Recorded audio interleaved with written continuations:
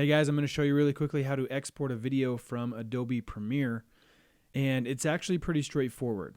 So I want to make sure first that my timeline is selected, and you can tell that it's selected because it's outlined here in blue. And then I can either go up to File, Export Media, or you can see the shortcut there is Command M.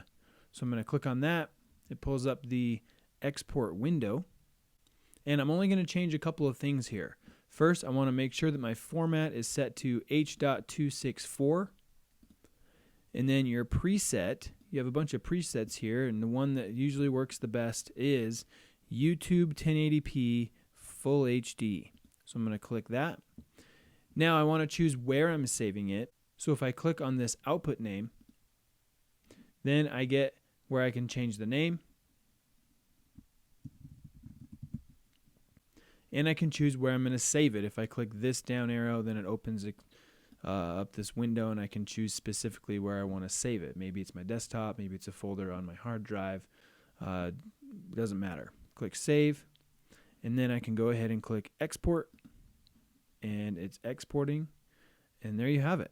That is how you export a video from Adobe Premiere.